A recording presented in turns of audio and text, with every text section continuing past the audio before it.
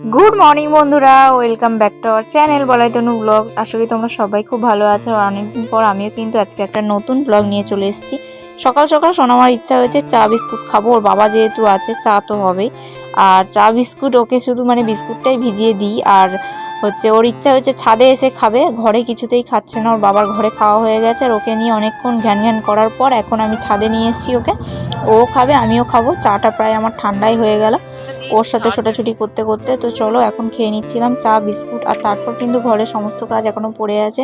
তারপর তাড়াতাড়ি করে এসে এই যে বিছানা টিছানাগুলো তুলছিলাম। আর তোমার দাদাভাই সোনামাকে নিয়ে আছে, আজকের ও কাজে যায়নি, তো শরীরটা একটু খারাপ বলছিল, তো সেই কারণে কাজে যায়নি। আর এদিকে দেখো আমি কিন্তু সব বিছানা টিছানাগুলো ভালো করে গুছিয়ে নিচ্ছিলাম। আর তার সাথে এখন রান্নাবান্নাও হয়নি আজকে, যেহেতু তোমার দাদাভাই বাড়িতে আছে তার জন্য। তো অন্য সময় বিছানা গরমের সময় বিছানা তাড়াতাড়ি ওঠানো হয়ে যায়, কিন্তু এই যে শীতের সময় এটা পাতো ওটা পাতো, এই কাঁথা কম্বল সব কিছু নিয়ে অনেকক্ষণ কিন্তু টাইম চলে যায় এগুলো গোটাতে গোটাতে। আর সব কিছুর পিছনেই দেখবে টাইম কিন্তু অনেকটাই শেষ হয়। শীতের সময় কেমন ঠান্ডা ঠান্ডা ভাব, সকালবেলা অতটা তাড়াহুড়ো করে কাজ করা যায় না। আর গরমের সময় আবার গরম এই হচ্ছে সেই হচ্ছে, তার জন্য আবার কাজ করতে দেরি হয় গরমের মধ্যে। কিন্তু তাও জলের কাজ টাজগুলো কিন্তু গরমের সময় তাড়াতাড়ি হয়ে যায়, তাড়াতাড়ি স্নান টান করে নেওয়ার ইচ্ছা হয়। কিন্তু শীতের সময় একেবারে যেন কি বলবো, কাজ করার জন্য ইচ্ছে থাকে না, যে বাইরে বেরোবো সোয়েটার পরো মোজা পরো, আবার পরলেও ঝামেলা যে জলের কাজ করলে আবার ভিজে যাবে, সেই জন্য পরাও যায় না। সেই জন্য কাজগুলো নির্বিশিশির করে হতেই থাকে। তো চলো এরপর কিন্তু আমি বিছানাটা ভালো করে গুছিয়ে নিলাম। দেখতেই পাচ্ছ তোমার দাদাভাই যে বসে আছে সোনামা, এই যে জেলি খাবে বলে তখন আমার কাছে খোলার জন্য করছিল। আর এখনকার জেলির প্যাকেটগুলো এমনই হয়ে গেছে, কি বলবো, আগে একটুখানি করলে কিন্তু খুলে যেত, টানলে প্লাস্টিকটা উঠে আসতো। আর এখনকার জেলিগুলো একদম উঠতেই চায় না। কোথা থেকে একটা জেলি পেয়েছে, তো জেলিটা এনে আমার কাছে কান্নাকাটি করছিল, তো সেটাই ওকে খুলে দিলাম। আর এরপর কিন্তু আমি শোকেসগুলো একটুখানি মুছে নিচ্ছিলাম, ধুলো পড়ে তো সেই জন্য। প্রত্যেক দিন যদিও আমার মোছা হয় না, কিন্তু মাঝে মাঝে চেষ্টা করি একটুখানি মুছে নিতে, যখনই সময় পাই তখন একটুখানি মুছে নিই। আর এরপর আমি রান্নাগুলো করে নিয়েছিলাম।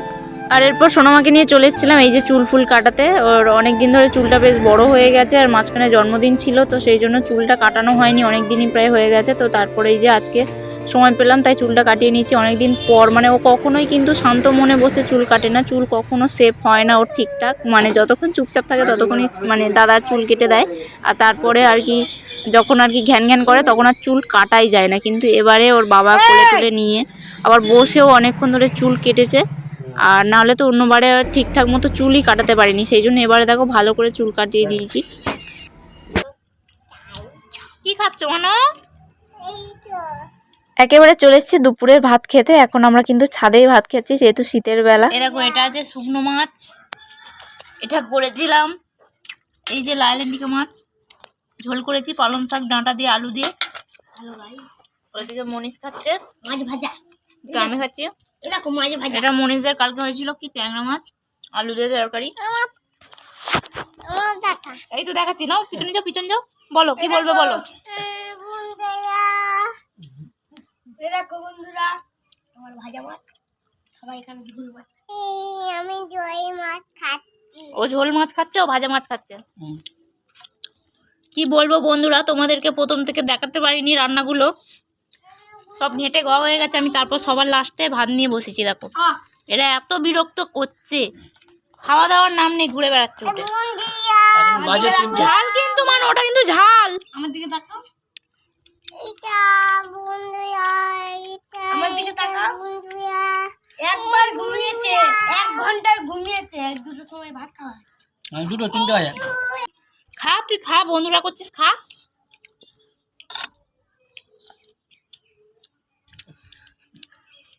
শো দেখাচ্ছে ও, শো জানো এই মাছ এই রাত মাছ এই রাত এইটা মাছ খাই দিতে, এটা মাছ কোন জামা ছোট হয়ে পিছনে সরো।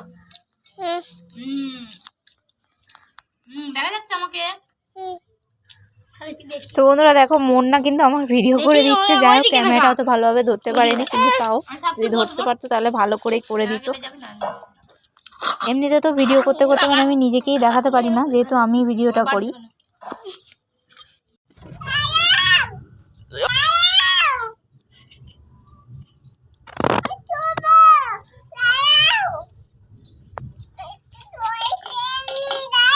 বলে একটু আগে প্লেন যাচ্ছিল আর সেই জন্যই ও প্লেনটাকেই বলছে দাঁড়াও আমি চড়বো, একটু জল খেয়ে নিই। ছোট বোতলে খাও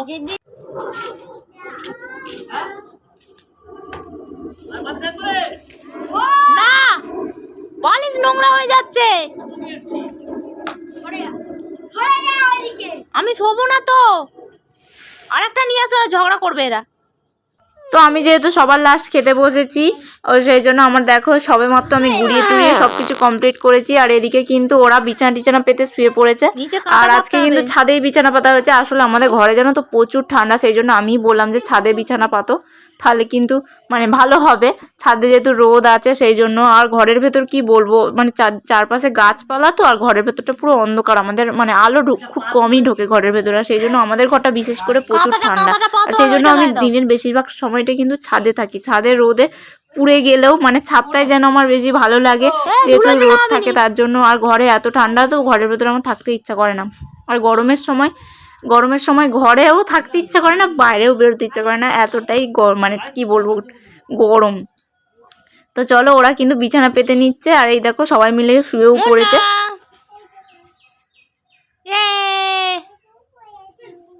ঘুমিয়ে পড়ো, চোখ বন্ধ করো।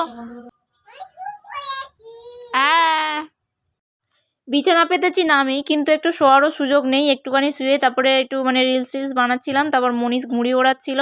আর তারপরে এই যে দেখো কত বাসন হয়েছে, রান্না করেছি যেহেতু বেলায়, তাই অনেকটাই বাসন, বেলার মানে রান্নার বাসন প্লাস খাওয়া দাওয়ার বাসন, অনেকটাই বাসন হয়ে গেছে। তো সেই সব বাসনগুলো মাজছিলাম। আর এত মশা যে কি বলবো তোমাদেরকে, এত মশা দেখো আমার পুরো ছেঁকে ধরছে এখানে মশা। এখানে ধূপ না জ্বালে জানো তো মানে ধোয়াই যায় না, সন্ধ্যে মতন হয়ে গেলে ধুতেই পারি না। একটা ধূপ জ্বাললে তাহলে, কিন্তু আজকে ধূপও জ্বালা হয়নি, সেই জন্য প্রচুর মশা। সোনামাকে বলছিলাম একটু মশা তাড়া বড় বড় হয়ে গেছে। সন্ধ্যাবেলা বাবা এসেছিল সোনামাকে গাড়ি চালানোর জন্য, আর নিয়ে এসেছিল মোমো। আর সেই মোমোটাই সোনামা এতক্ষণ ঘুমোচ্ছিল, যেহেতু দুপুরে ঘুমোয়নি তাই সন্ধ্যের মুখে ঘুমাচ্ছিল। আর ঘুমিয়ে উঠে ওরা এখন মোমো খাচ্ছে, আর সোনামা ও দাদাকে খাইয়ে দিচ্ছে চামচে করে।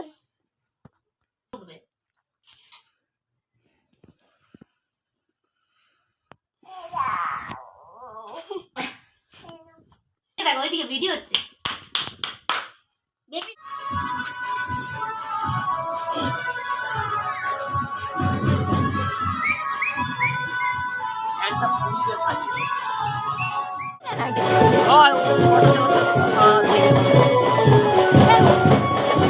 এটা একটা দল আছে ওদের।